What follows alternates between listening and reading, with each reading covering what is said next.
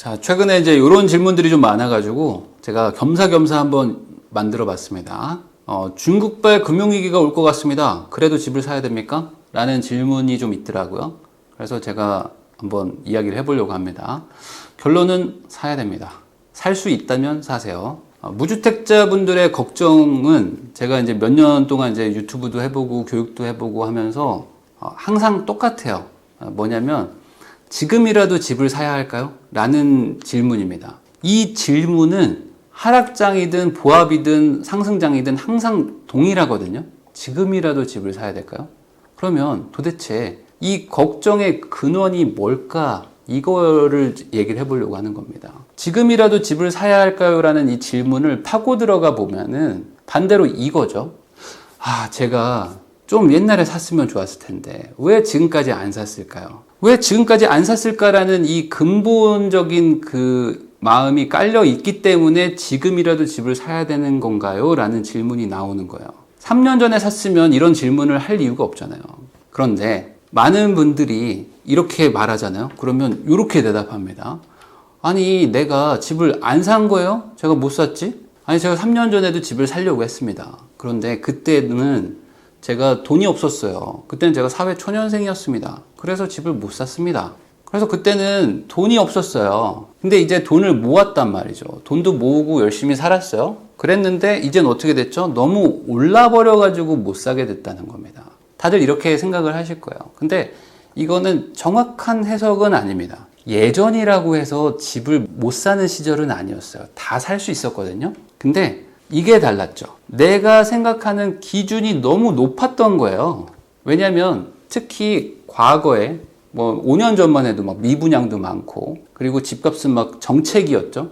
오르지도 않고 막 내리지도 않고, 전혀 가격이 오른다는 느낌을 받질 못했고, 떨어질까봐 걱정이었고, 대출을 해준다고 해도 집을 안 사던 시절이었습니다. 그러면 어떻게 생각을 합니까? 굳이 내 돈으로 A라는 걸 살 필요가 있을까? 좀 기다렸다가 돈을 좀 더 모아서 대문자 A를 사면 되는 거 아니야? 요 소문자 A가 아니라 조금 기다려서 더 좋은 거 사러 가면 되는 거 아닌가? 굳이 급하게 이걸 사나? 라는 생각으로 이 기준이 여기에가 있었죠. 얘를 살 수 있었는데 저는 이거의 문제를 이제 전세에서 찾는데, 저는 하여간 이 전세 제도가 가장 큰 문제라고 생각하는 사람 중에 하나입니다. 이게 정말 계륵이에요. 이 전세라는 게 나쁜 제도는 아닙니다. 월세보다는 좀 이자를 좀 적게 낼 수 있으니까 같은 금액대라면 월세보다는 좀 낮고, 그리고 목돈이 어쨌든 잠겨 있다 보니까 쉽사리 못 써요. 그래서 사실상 이 전세를 살면 강제저축이 되죠. 강제저축을 전세로 하는 분들이 많습니다. 돈 가지고 있어봐야 어디 굴릴 수도 없고 잘 모르니까 그냥 전세자금 대출을 받은 다음에 원금을 갚아 나가자.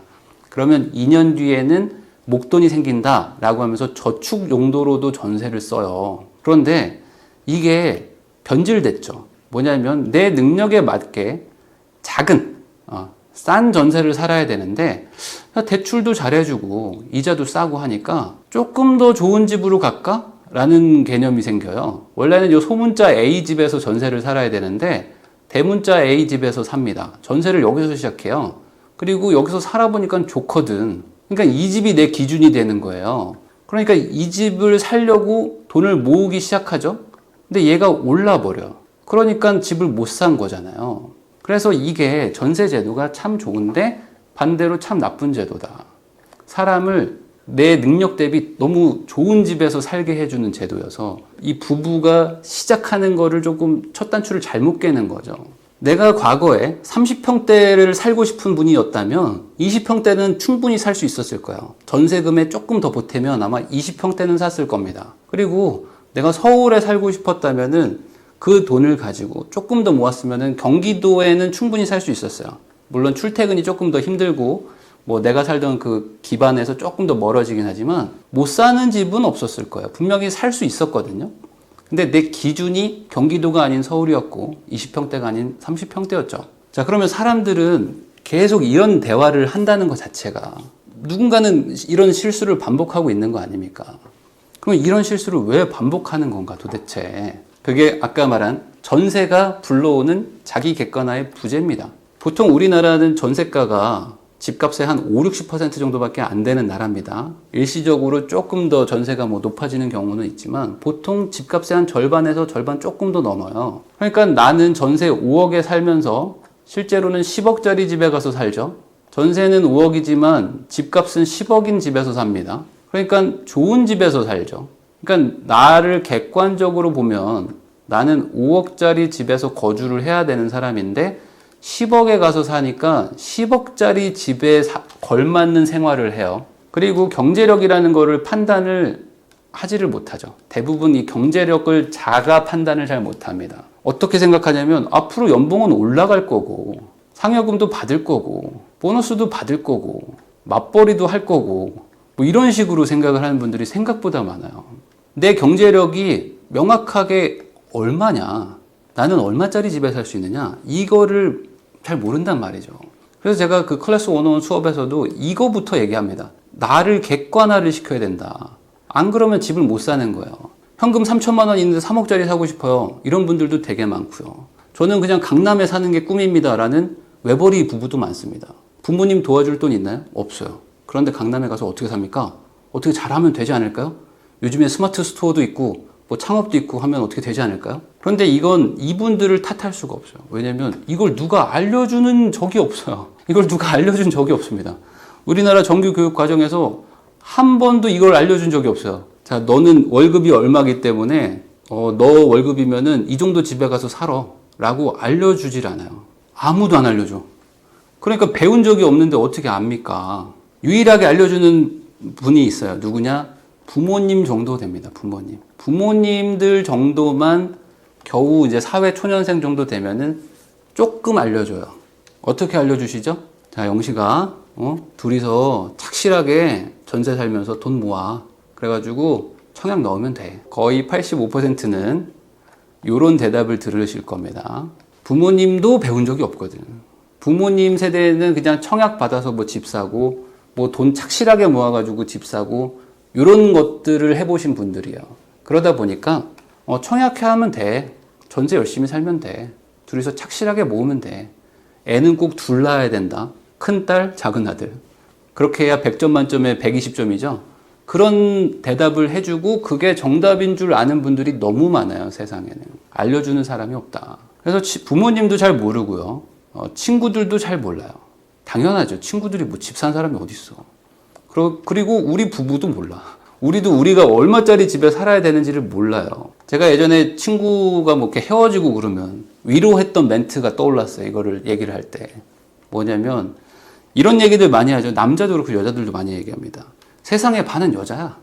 세상의 반은 남자다. 그러니까 더 좋은 사람이 조만간 올 것이다. 버스 떠나고 뭐 벤츠 온다고 막 그러잖아요. 그런 것처럼 세상의 반은 남자 여자기 때문에 더 좋은 사람들이 얼마나 많은데 걱정하지 마. 조만간 좋은 기회가 올 거야. 이게 좋은 위로가 되는 말이죠. 근데 이건 맞는 말 같지만 틀린 조언이에요. 왜 그러냐면 남자 기준으로 얘기를 하겠습니다. 세상의 반이 여자인 건 맞지만 세상의 반도 남자거든요. 아닌가요? 그러니까 이 남자 애들도 불을 켜고 좋은 여자를 찾고 있어 지금. 맞죠? 아니 세상에 남자가 나 혼자만 있으면 세상의 반이 여자니까 상관없지만 세상의 반도 남자입니다. 그렇기 때문에 얘네들과 경쟁해야 돼요. 그런데 우리가 나쁜 여자 찾고 나쁜 남자 찾는 게 아니잖아요. 결혼이라는 거를 하고 싶다면 좋은 사람을 찾고 싶죠. 이건 남녀를 떠나서 좋은 사람을 만나고 싶죠. 그러면 좋아야 되니까 엄청나게 어려운 거죠. 왜 그러죠? 세상의 반은 남자니까. 이 다수의 이 2천만 명이 넘는 남자들이 소수의 좋은 여자들을 찾고 있습니다. 2천만 명이 넘는 여자들이 소수의 좋은 남자를 찾고 있어요. 그러니까 이 다수와 소수의 경쟁이기 때문에 이게 엄청 치열한 거예요. 그냥 너 그 여자친구 별로였어 내가 봤을 때. 그냥 헤어져. 좀 있으면 좋은 여자 나와. 걱정하지 마. 만나게 될 거야. 위로는 좋지만 안 만나줘요 생각보다. 안 돼 잘 그게. 치열하게 노력하지 않으면 안 됩니다. 왜냐면 다 소수를 보고 있으니까. 그래서 많은 분들이 댓글을 저한테도 다는데 저는요 취직하고요 진짜 안 쓰고 안 입고 진짜 악착같이 돈 모았습니다. 근데 내가 뭘 잘못한 겁니까 도대체? 저는 취직하고 진짜 악착같이 살았는데 집을 안 샀다는 이유만으로, 뭐 타이밍이 안 맞았다는 이유만으로 뭔가 인생의 패배감이 느껴지고 너무 속상하다. 제가 잘못한 게 뭡니까? 라고 말하시거든요. 근데 실제로 잘못한 거 없어요. 잘못한 거 없습니다. 근데 반대로 잘한 것도 없어요. 왜냐하면 남들도 다 그렇게 하거든요. 집을 산 분들 치고 안 그런 사람들이 없어. 쓸 거 쓰고 뭐 차 탈 거 타고 뭐 놀러 다니고 다 놀러 다니면서 집 산 사람이 거의 없어요. 물론 소수의 뭐 금수저 자식들은 있겠지만 정말 소수인 거고, 대부분 다 내가 하는 것만큼 다 해요. 다들 그렇게 열심히 살아요. 그래서 지금이라도 집을 사라고요 라고 얘기를 하면은 반감이 생기는 분들이 많을 거예요. 아니 어떻게 지금 가격에 집을 사라고 하는 거냐 도대체. 그런데 그런 분들도 본심은 이거예요. 사긴 사야 될 것 같아. 아닌가요? 아니 지금 집값이 이렇게 올라가고 있는데 이게 사긴 사야 되는 것 같은데 가격이 막 올라가니까. 아니 내가 살려고 했던 게 3개월 전이었는데 그때보다 막 3천만 원, 5천만 원이 올랐어. 이거 사긴 사야 될 것 같은데. 이거는 본인들도 안단 말이죠. 근데 문제가 있죠. 이거죠. 제가 보니까 요 B를 살 수 있긴 하거든요. 근데 이거 진짜 사라고요? 이 느낌이죠. 이걸 진짜 사라고? 대부분 집을 살까 걱정하던 분들이 집을 살려고 알아보잖아요. 그러면 이런 감정이 들어요. 후회가 엄청나게 옵니다. 분노도 엄청나게 와요. 고통도 많이 옵니다. 특히 나이가 30대 후반, 40대면. 충분히 하락장 때 살 수 있었던 사람들은, 아니면 그 비수기 때, 막 미분양 터졌을 때, 그때 사회생활 했던 분들은 이게 너무 큰 거예요. 진짜 후회와 분노와 고통이 너무 크다. 이 B라는 거를 살려고 생각하니까 미치겠는 거야, 이게. 아니, 이거는 제가 3년 전에도 그냥 살 수 있었던 집이에요. 지역을 특정해서 죄송하지만 노원구가 그렇습니다, 지금 노원구를 제가 뭐라고 하는 거 아닙니다. 노원구 좋은 동네예요. 근데 이 노원구가 그런 약간 대표적인 지역이 돼버렸어요. 노원구가 10억? 미쳤다. 제가요, 사회생활 할 때 노원구가 2억, 3억이었어요. 근데 어느 순간 지금 10억이 됐네요?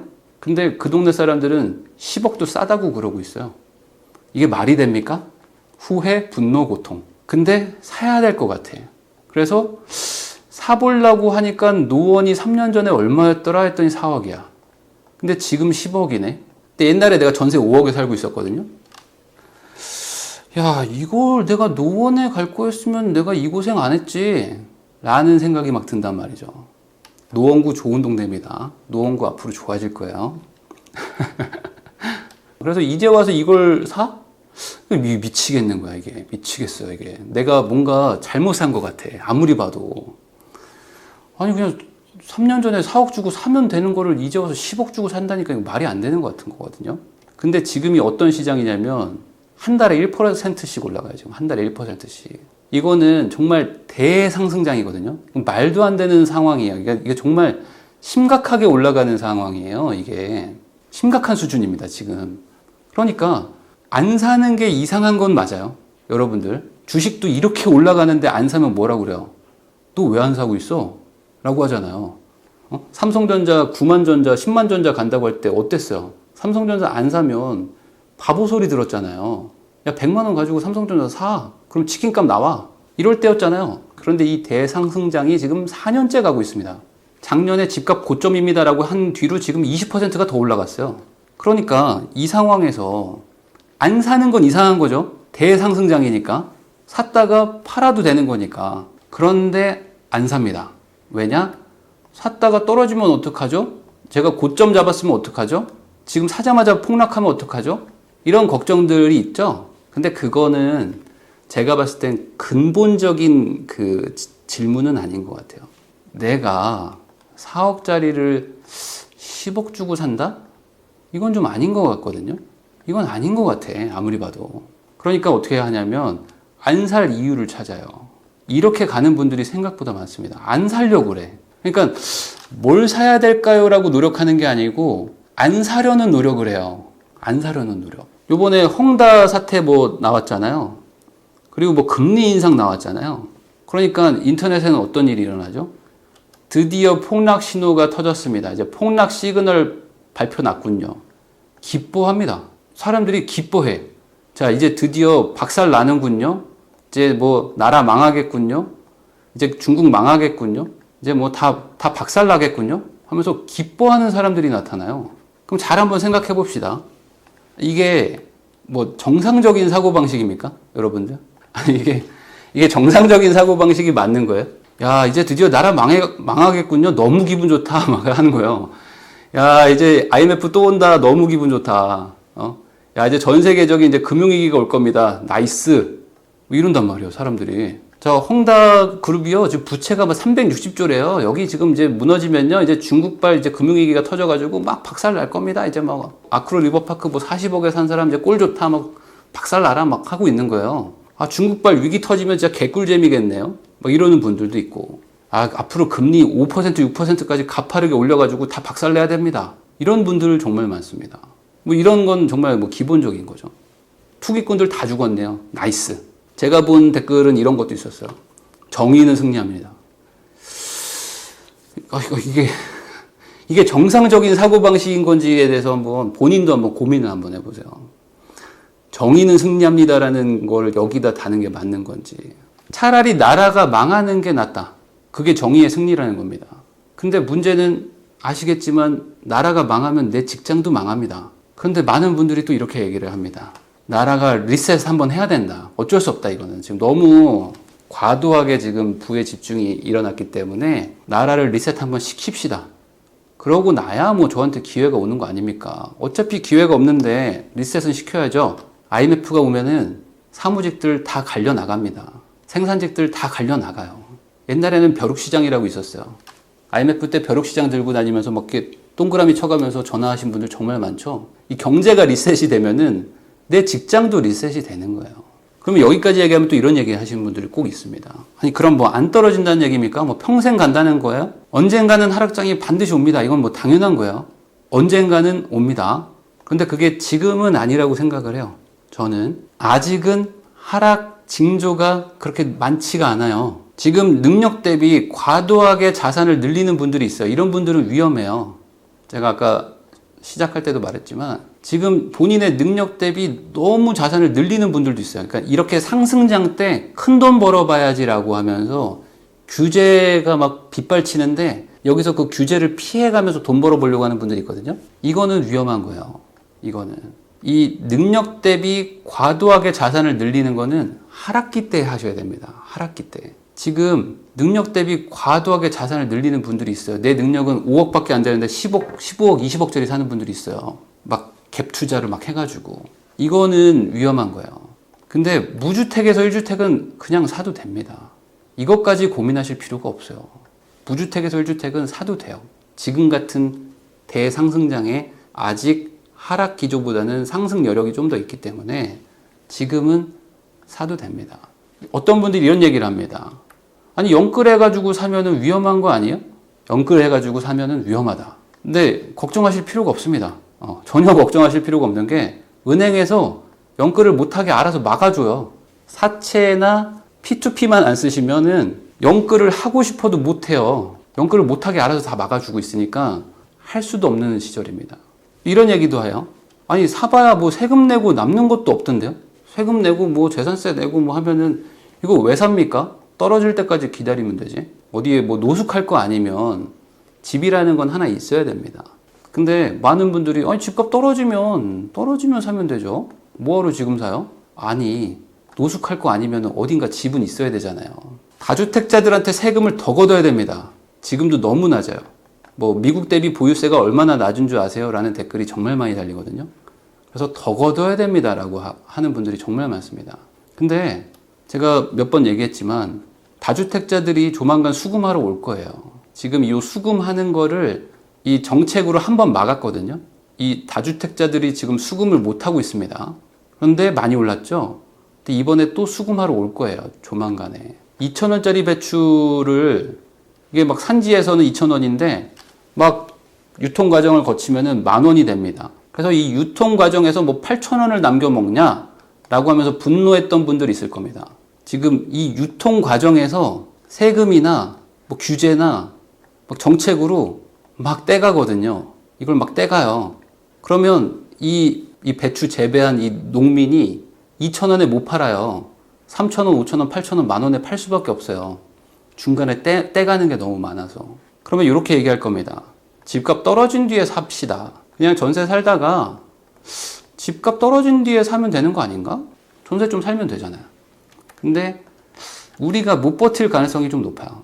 대도시 40대 무주택 순자산이 상위가 3억 6천이라고 그랬습니다.